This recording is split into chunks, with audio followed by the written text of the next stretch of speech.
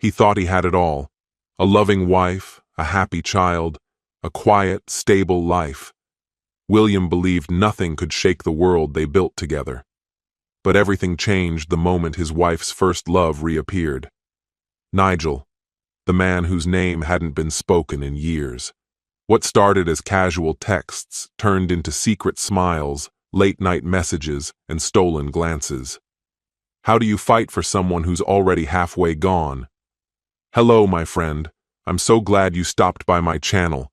If it's your first time here, don't forget to subscribe and like this video, as every like truly inspires me.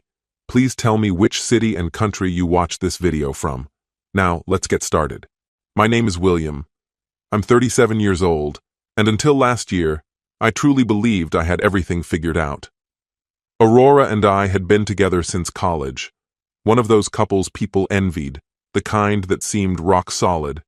We had our rituals, our well-worn traditions. Sunday brunch at our favorite little cafe, movie nights snuggled up on the couch with our son Larry, and peaceful weekends spent at her parents' lakeside cabin. My job as an insurance analyst wasn't exciting, but it was secure, dependable. Aurora worked part-time at a boutique, free from the pressures of a high-stakes career. Our life was steady, familiar, perhaps too familiar. The warning signs were there before I had the words to acknowledge them. Small things, easy to dismiss. The way she spent more and more time on her phone at night, scrolling endlessly. The sighs that followed whenever I talked about my day. The barely touched dinners, her fork aimlessly pushing food around her plate. Her distant expression when I brought up weekend plans. I told myself not to overanalyze. After all, we had years of history together. Why start doubting now? Then Nigel came back into the picture. His name hadn't been spoken in our home for years, yet the moment it flashed across her screen, something between us shifted. At first, it seemed harmless. Nigel had been her first love, the high school and early college romance that ended long before I entered the picture. He had moved away, made a name for himself in Chicago, and for some reason, he was back. Aurora was ecstatic. She barely looked up as she told me. "William, you won't believe it. Nigel's back in town. He just messaged me. Isn't that crazy?" I shrugged. "Oh yeah? Isn't that great?" she said, grinning, her teeth sinking into her lip. "It's been forever. He was such a huge part of my life. And now, he's doing amazing things. Started his own company, travels all over, was even featured in some magazine. Can you believe that?" I nodded, but a knot tightened in my stomach. That was the moment I sensed it. That almost imperceptible shift when someone starts wondering about the path they never took. At first, it was subtle. His name surfaced in conversations more often than I was comfortable with. Easy to ignore if I wasn't paying close attention. But soon, it became impossible to miss. One night at dinner, as she absent-mindedly scrolled through her phone, she murmured, "Nigel just launched another business. Can you believe it?" I barely glanced up. "That's nice." "No, William, really. It's incredible. He built everything from the ground up, and now he's running 3 different companies. He's everywhere lately. I always knew he'd go far." There was something in her voice, admiration mixed with something else, something I didn't like. I ignored it, but it didn't stop.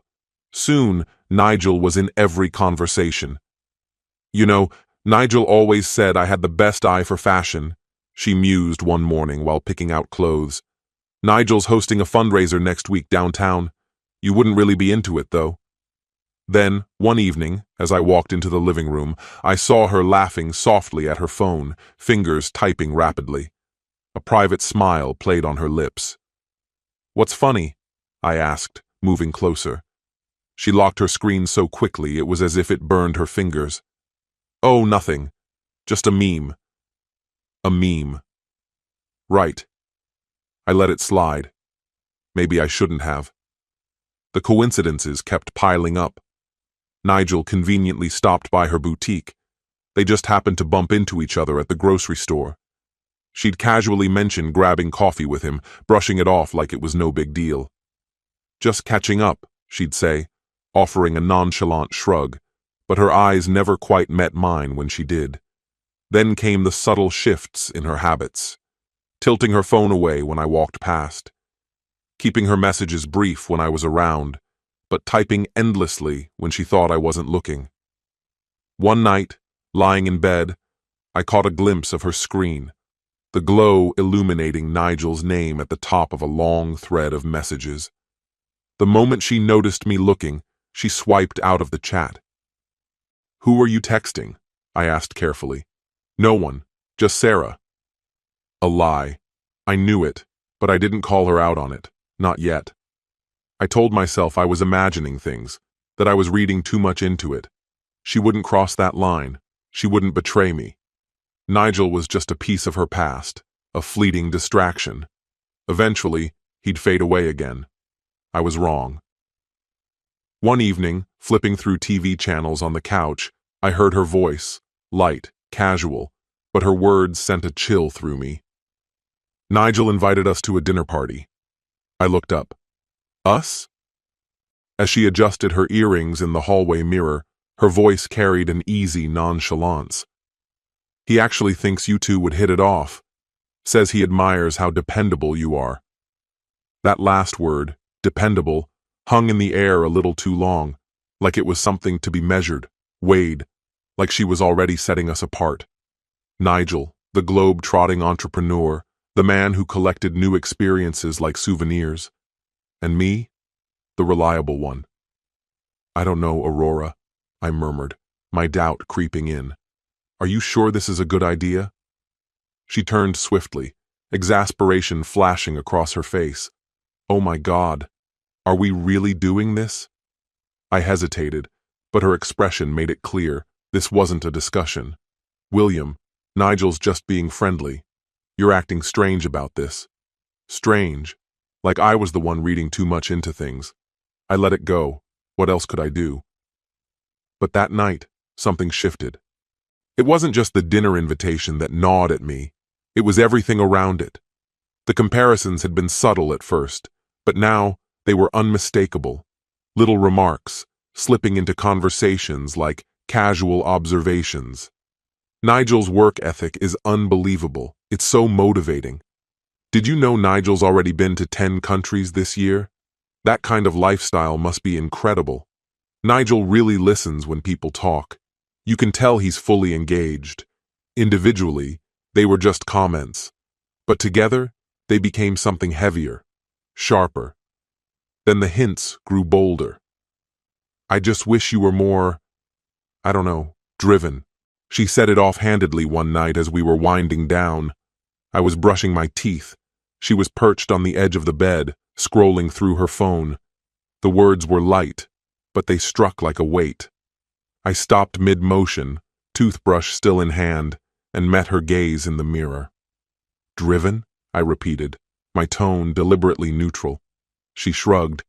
"I mean, don't you ever want more? More than just this?" She gestured vaguely at the room around us, our home, our life. "I work hard, Aurora." I know, she said quickly, too quickly. "It's just, sometimes it feels like you're content staying in the same place forever." I spit out the toothpaste, turned to face her. "And that's a bad thing?" There was a pause before she forced a smile. "No. Just forget I said anything." But I couldn't, because I knew exactly what she meant. Nigel was ambitious. Nigel was exciting. Nigel was moving forward. And me? I was standing still. And then, the small things started standing out. The way she put extra thought into her appearance before seeing him. Dresses she hadn't worn in years, heels she once swore off, perfume she only used on rare occasions. And her laugh, the way it sounded lighter, effortless when she was around him. And he noticed. His gaze lingered just a second too long, his smile stretched just enough to make my hands clench under the table. And she absorbed it. At home, she felt distant, distracted. Nights spent with her face bathed in the glow of her phone while I lay next to her, pretending not to notice. At work, I found my mind wandering, replaying moments, dissecting words. Was I imagining things? Or was I actually losing her? Deep down, I knew the answer. This wasn't paranoia. This was happening, and it was getting worse. One night, I couldn't keep it in any longer. She walked in from a quick drink with a friend, but I wasn't blind. I saw how she checked her phone, how her expression softened. "Aurora," I said evenly, "I don't want you seeing Nigel anymore." She blinked, then scoffed. "Excuse me? You heard me. I don't trust him, and I don't trust whatever this is turning into." She rolled her eyes. "Oh my God, William. Are we really having this conversation? Nigel is my friend. That's it." I stepped closer. "Are you sure about that? Because it doesn't seem like he just wants to be friends, and you're not exactly stopping him." She let out a short, incredulous laugh. "You're being so insecure. Do you even hear yourself? You hide your phone. You dress up for him. You talk about him more than you talk about me." My voice was steady, but edged. "So tell me, Aurora, who's really the problem here?" Her expression hardened. "If you can't handle my friendship with Nigel, maybe you're the problem." That hit deep. I searched her face, looking for the woman I married. But she wasn't there. I didn't argue, didn't push, just turned and walked past her, straight to bed. That night, I didn't reach for her. The next night, either. For 2 days, silence stretched between us, thick and unmoving. Then, as if our conversation had never happened, she casually mentioned that Nigel was hosting another dinner, that she was going, whether I liked it or not. I almost stayed home. Almost. But something in my gut warned me. If I let her walk into that house alone, I'd regret it. So I went. From the moment we stepped inside, I knew I didn't belong. The air itself felt different, laced with the quiet hum of wealth. It clung to every tailored suit, every gleaming wristwatch, every too polite smile. These were people who lived in another world entirely, a world Nigel fit into effortlessly. And Aurora? She was slipping into it too. Aurora, on the other hand, fit in seamlessly. She exuded self-assurance, draped in an elegant black dress I didn't recognize, her heels accentuating the length of her legs. That evening, there was something unmistakably different about her. Nigel's eyes landed on us, and a wide grin spread across his face. "William!" he called out, though his attention never strayed from Aurora. Without hesitation, he brushed past me, pulling her into a tight embrace. It lingered longer than it should have. His hand rested against the small of her back a fraction too long. She let out a soft laugh, tilting her face up toward his. "Still not tired of me yet?" Her voice was light, teasing, too familiar. I stood there, an outsider in my own marriage. At last, Nigel turned his focus to me. "Glad you made it, man." He clapped a hand on my shoulder, a gesture that felt forced, as if we had been old friends. I mustered a strained smile and took my seat. But then I began to see it. The way Aurora leaned in just a little closer when he spoke. The way her fingers brushed against his arm each time she laughed. The way he looked at her, as though she were the only woman in the room. And her face, bright, alive in a way I hadn't seen in years. A tight knot coiled in my stomach, my fingers wrapped around my glass, so tense I thought it might crack. The rest of dinner passed in a haze. I barely touched my meal. Their laughter surrounded me, the private exchanges, the stolen glances. And then came the moment that broke something inside me. Someone joked about exes, just light conversation, but Aurora, with a giggle softened by wine, joined in. "Oh, please, Nigel and I have a totally normal friendship. Nothing strange about it. It's called being mature. Not every guy is so insecure about things like that." Laughter rippled around the table. My stomach turned to stone. I placed my fork down. Insecure? The word left my mouth sharper than I intended.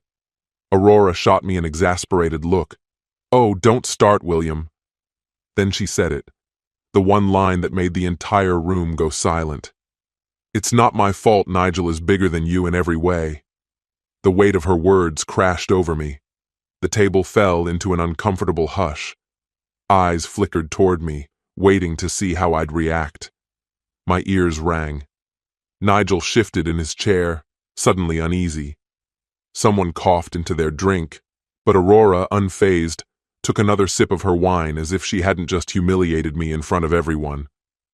I let out a slow breath, my hands balling into fists around the napkin in my lap. My voice came out calm, but inside, I was unraveling. "How long have you been pretending, Aurora?" I turned to her, my pulse hammering. "Because from where I'm sitting, it sure looks like you'd rather be with him than with me." Her smirk wavered. Her eyes darted away, searching for an escape. Nigel cleared his throat. "Hey, man, I think you're taking this the wrong way." "No." I cut him off, pushing my chair back. "I don't think I am." I tossed my napkin onto the plate, my decision made. "You two enjoy your little nostalgia trip. Hope it was worth it." And then I left. I didn't wait for her. I didn't turn back. That night marked the end of Aurora and me as husband and wife. She came home late, likely expecting a fight, maybe even wanting one. But I didn't give her the satisfaction. I had already packed my bags. "William, can we just talk about this?" she asked, arms folded as she leaned against the bedroom doorframe. I didn't lift my head as I zipped up my duffel bag. "Talk about what, Aurora?" She let out a dramatic sigh. "About how you're blowing this out of proportion. It was just a joke." I finally met her gaze. "Was it?" She hesitated, just for a second. But that pause told me everything I needed to know. I threw the bag over my shoulder and stepped past her. "You made your choice, Aurora. Now I'm making mine." And this time, I really didn't look back. The divorce was a battlefield. Aurora played the victim, twisting the story to paint me as the one who abandoned our marriage. In court, she wept, spoke about how much she adored our son, Larry, how all she wanted was for things to be amicable. But the truth had already spread through town. People had seen how she looked at Nigel, heard the whispers from that dinner party, noticed the way she never missed a chance to compare me to him. But the law doesn't care about emotional betrayal. It cares about stability. So, despite everything, she won custody. I walked out of that courtroom with a divorce decree, limited visitation rights, and an emptiness I hadn't braced myself for. Aurora, on the other hand, left victorious, but she didn't look satisfied. Maybe she thought Nigel would be waiting for her. He wasn't. Nigel moved on fast, setting his sights on someone new, another woman to chase, another infatuation to burn out. Meanwhile, I settled into a modest apartment across town. Nothing special, just enough space for Larry on the weekends. Nights were long, spent staring at the ceiling, reliving every moment, wondering how I had let it all slip through my fingers, wondering if she ever did the same. A few times she reached out. "William, we should talk." I never replied, because the truth was, I had never been the problem. She had just been too busy looking back to realize what she had right in front of her all along. This story has come to an end. Sometimes relationships don't fall apart because of one big mistake, but because of 1,000 small betrayals we choose to ignore. This story is a reminder. Never take for granted the people who are truly there for you. Trust is fragile, easy to break, hard to rebuild. If something feels wrong, speak up before silence turns into distance. Love isn't just about staying together out of habit. It's about choosing each other every single day with honesty and respect. Because if someone is busy looking for something better, they've already stopped seeing the value of what they had. Cherish real love before it's gone. What's your opinion? Share it in the comments, my friend. And if you liked this story, check out other exciting videos on my channel. I'll say goodbye until the next video. See you. He was waiting for her. Seconds felt like an eternity. She said, "I'll be just a minute," and then vanished. The whole apartment was screaming her name, her favorite dress, the wine, the candles. But she was gone. And then came that message, the one that shattered his entire world. How do you survive betrayal when you've given everything to love? What do you do when forever turns into never? This story hits like a punch to the heart. But the worst part is still ahead. You'll want to know how it all ends. Hello, my friend. I'm so glad you stopped by my channel. If it's your first time here, don't forget to subscribe and like this video, as every like truly inspires me. Please tell me which city and country you watched this video from. Now, let's get started. Joshua lingered by the window, his hands restless as his gaze cut through the inky darkness outside. Tonight was meant to be perfect. He had planned everything down to the smallest detail, an intimate anniversary dinner just for the two of them. The table was carefully set with her favorite meals, the flickering candlelight casting soft shadows across the room, and a bottle of wine stood untouched, waiting for the right moment. Even her beloved dress, the one that never failed to light up her face, was laid out for her. But something had gone wrong. The air in the apartment had grown thick with silence, stretching unbearably with each second that passed. Riley had excused herself briefly, claiming she'd only be a moment in the bathroom. That was 15 minutes ago. A knot tightened in Joshua's stomach as he checked his watch. He called her name, expecting her to emerge with a playful jab at his impatience, but the only response was the hollow quiet of the apartment. A chill crept down his spine. He hesitated, staring at the bathroom door, his pulse quickening with an unshakable sense of unease. Maybe she had simply lost track of time. Maybe. But deep inside, he knew something was off. His heart pounded as he reached for the doorknob, his grip uncertain. He pushed the door open, bracing himself for the sight of her, but the room was empty. A wave of confusion hit him like a crashing tide. Where was she? Then, a faint noise from the living room yanked him out of his spiraling thoughts. His phone vibrated. He snatched it up and read the message from Danny, an old friend. The words on the screen sent his world shattering into pieces. Joshua, I hate to be the one to say this, but Riley's not coming back tonight. She's with Noah. The words struck him like a hammer blow. Noah Mitchell, the golden boy. The man who had everything, wealth, status, charisma, and now he had Riley. Joshua's legs nearly gave out beneath him. No, this couldn't be real. She wouldn't do this. His mind raced, searching for a logical explanation. Had he been blind to the warning signs?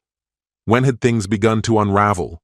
The realization pressed down on him, suffocating. How could she betray him like this? His eyes stayed locked on the message, his body frozen in place. Why hadn't she told him? Why had she chosen to leave like this? His breath grew shallow and his vision blurred. Anger surged through him, hot and raw. With a sudden, violent motion, he hurled his phone against the counter. She was gone. She had chosen to walk away. He dialed her number, his fingers shaking. The phone rang, and rang. Each time, it went straight to voicemail. No answer, no explanation.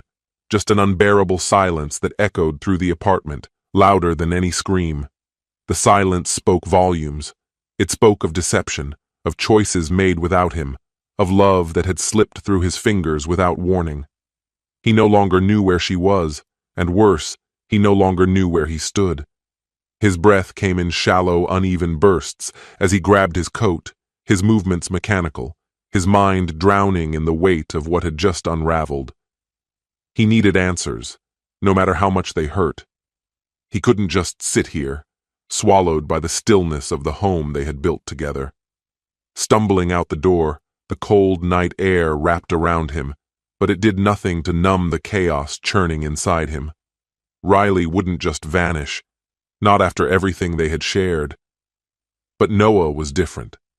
Noah was the kind of man who made things happen, who took what he wanted without hesitation.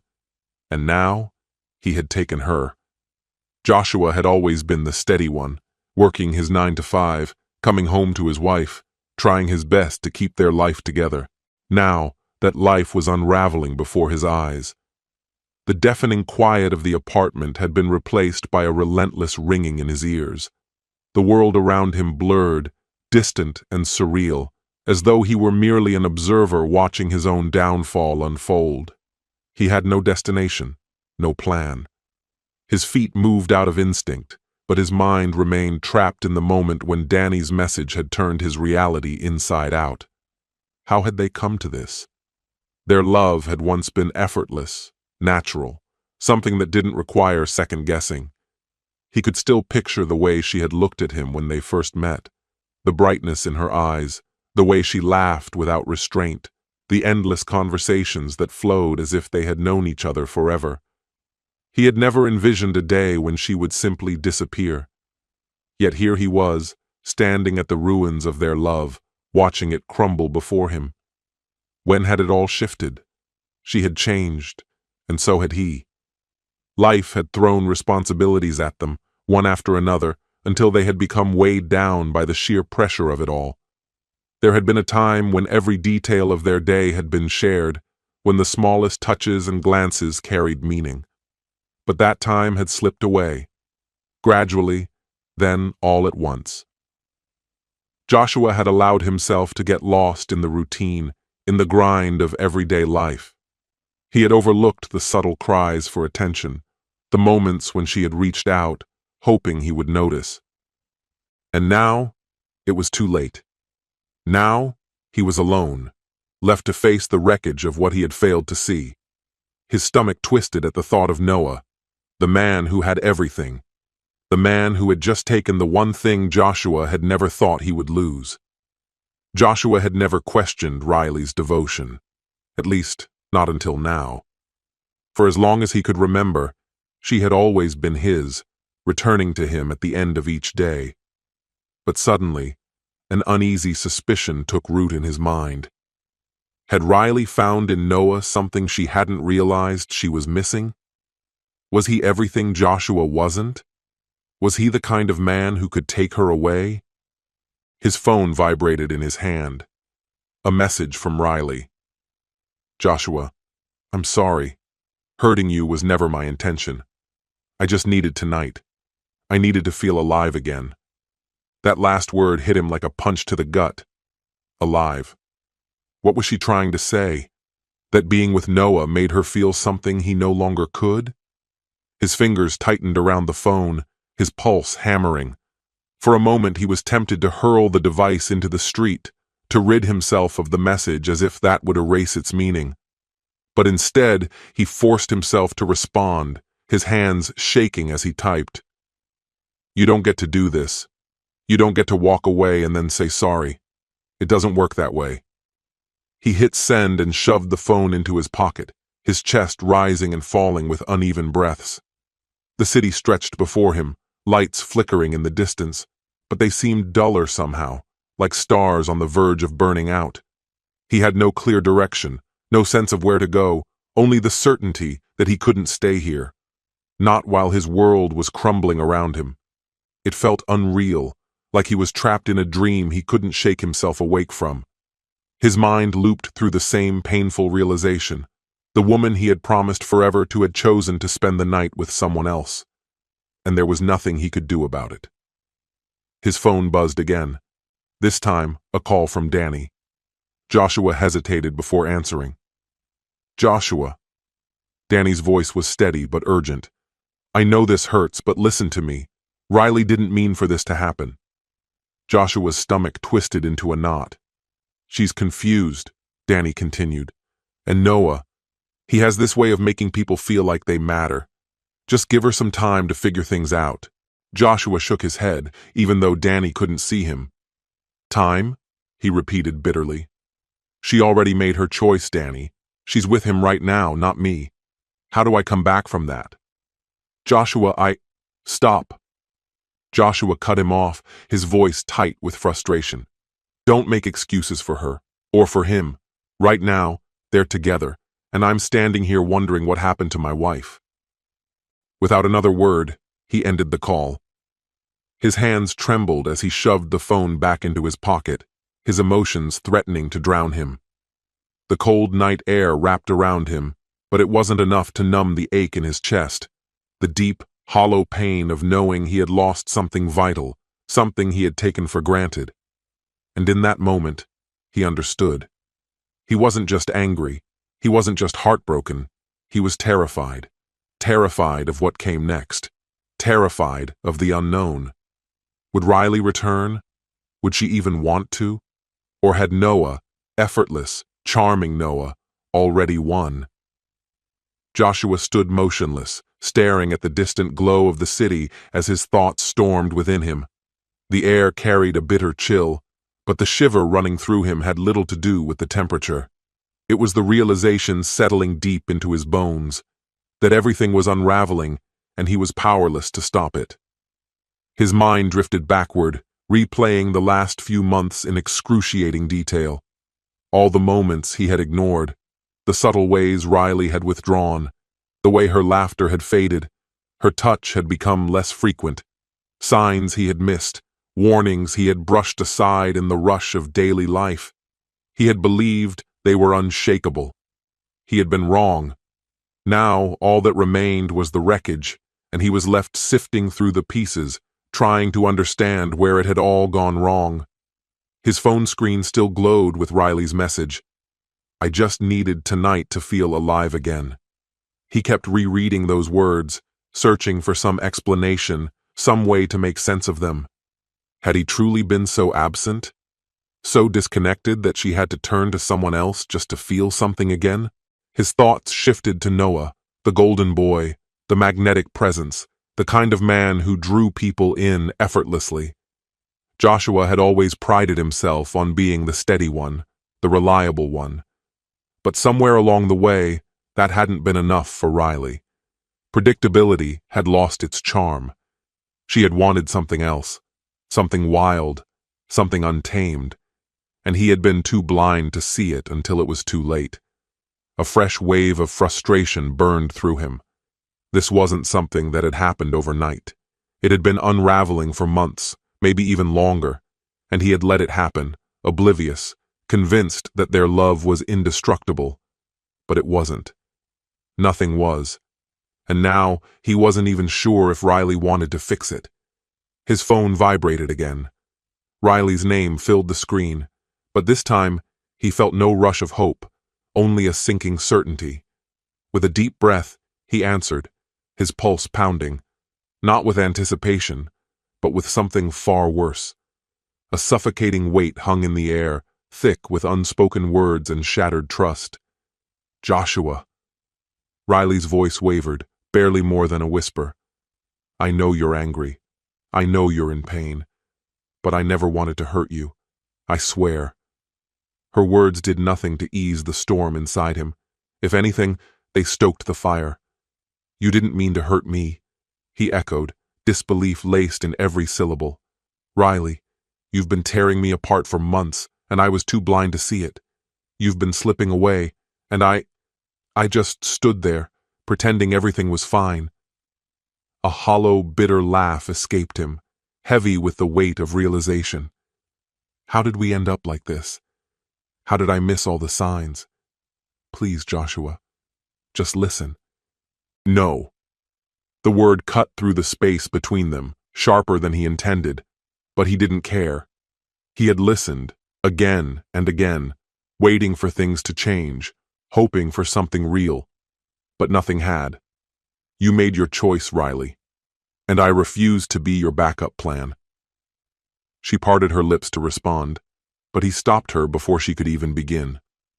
No. You don't get to walk away and then turn around like nothing happened.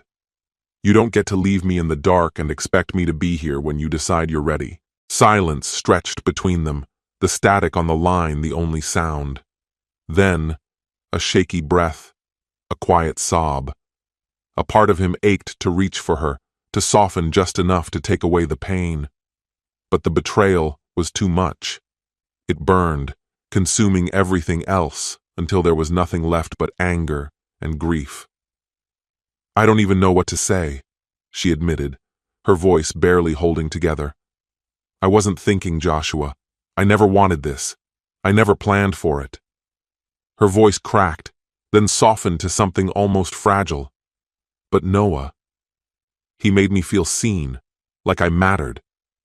Her confession struck like a knife to the gut. His hands curled into fists as a sharp wave of frustration crashed over him. And I didn't? His voice shook, but he refused to stop. I was here, Riley. I was building a life with you, trying to give us everything we dreamed of. And you threw it all away. For what? A fleeting thrill? A temporary escape? She sniffled, her sorrow a quiet tremor over the line. I'm sorry. I never meant for this to happen. I never wanted to hurt you.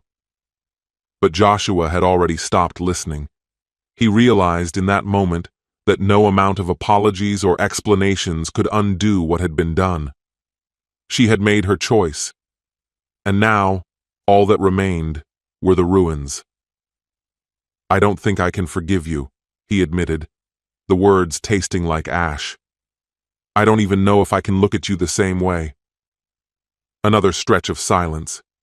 He could hear her muffled sobs, but they no longer reached him. He had built a wall around himself, high, impenetrable, and he had no strength left to break it down. Not for her. Not anymore. I don't want this to be the end, Joshua. Her desperation clung to every word. Please, I'll do whatever it takes. Just give me a chance. Let me fix this. For a fleeting moment, he wanted to believe her, wanted to convince himself that love was enough to piece them back together. But deep down, he knew better. Trust, once shattered, rarely mended, and without it, what was left? His chest tightened as he forced out the words, I'm done, Riley. His voice was steady now, distant, cold. You can't fix this. Not anymore. Before she could respond, he ended the call. The finality of it hit him hard, knocking the breath from his lungs. And yet, beneath the devastation, something else stirred. Relief. He had no idea what came next, no clear path forward. But one thing was certain. He couldn't stay in the wreckage of their love any longer. It was time to move on, to rebuild somehow. The pain wouldn't vanish overnight. He knew that. But somewhere beneath the heartbreak, he understood one undeniable truth. Leaving was the only way to find himself again. And that, above everything else, was the hardest part of all. This story has come to an end. Sometimes we get so caught up in daily life that we stop noticing the people beside us. Love is not just about beautiful moments. It's about effort, attention, and care. Betrayal rarely happens out of nowhere. It grows from silence and neglect. This story reminds us all, if someone matters to you, don't forget to show it every day. Don't wait until it's too late. Learn to speak, to listen, to forgive. Because love doesn't die from fights, it dies from silence. Cherish each other, because losing someone is easy, but getting them back is almost impossible. What's your opinion? Share it in the comments, my friend. And if you liked this story, check out other exciting videos on my channel. I'll say goodbye until the next video. See you.